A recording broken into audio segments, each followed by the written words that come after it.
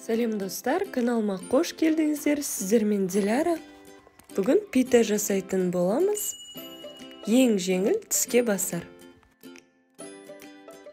Алдымен тұзды ыстық суға салып араластырып аламыз. Одан кейін оның үстіне құйып, лопатка көмегімен араластырамыз.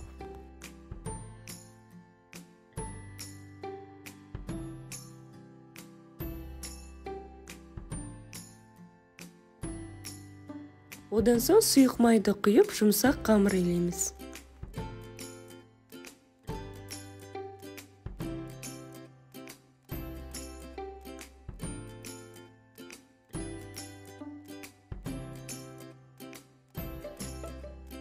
Енді жарты сағатқа бетін пищевая пленкамен жауып қойып қоямыз.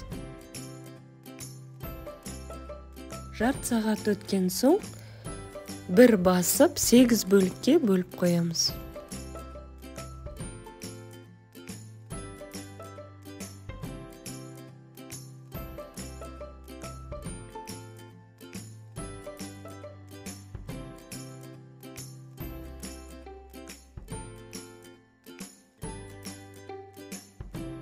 Барлығын бірдей шар тәріздес қыламыз.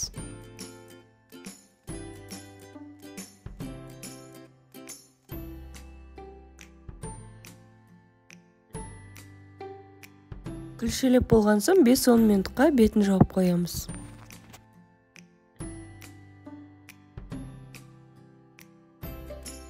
Шелпекке жайғандай әр күлшені жайып шығамыз. Қатты жұқа қылмау қажет.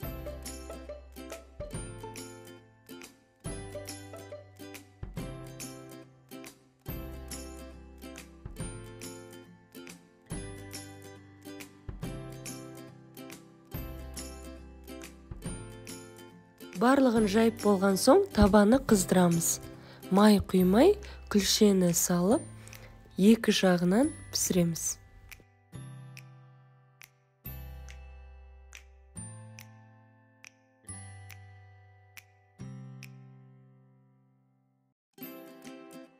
Барлығын дәл осылай пісіріп шығамыз.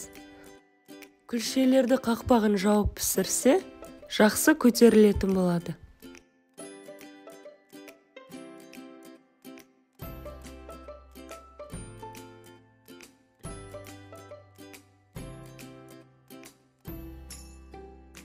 Барлық күлшелерді пісіріп болған соң, салмасын дайындайтын боламыз. Салмасын өз қалауларыңызша дайындасаңыздар болады.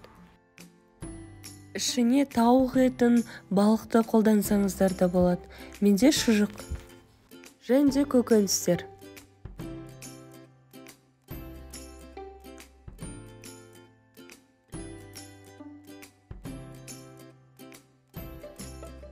Майонезға 2 чеснокты езіп салып, жақсылап араластырамыз.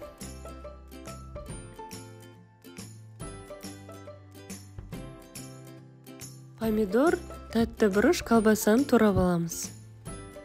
Енді әр күлшені алып, шетінен кесіп, ортасына майонез және де көкөністерді салып шығамыз.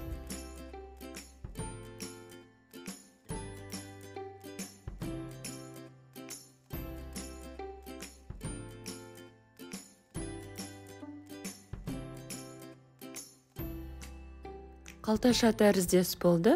Мен ортасына салатный листья қостым. Сіздер қалауыңызша майонездің орнына сметананы да қолдансаңыздар болады. Бұл питаны шашлыкпен де жейді.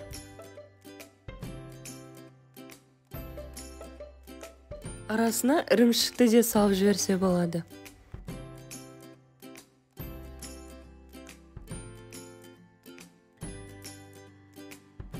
Осындай болып шықты.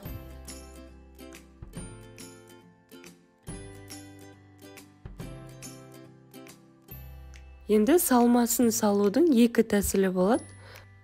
Екінші тәсілі бір-біріне бүктеп салу. Бұл да қалташа тәріздес болады. Әр қабатына салмасын қалауыңызша саласыздар.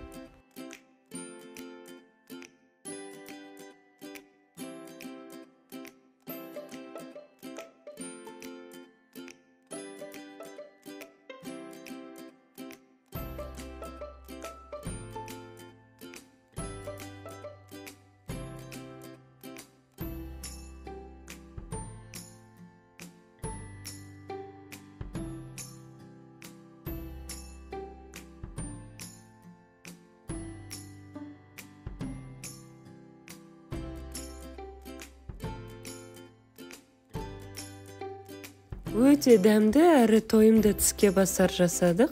Міндетті түрде жасап көріңіздер. Табиғатқа шыққанға немесе балалар сүйсініп жейтін таптырмас тамақ болып табылады.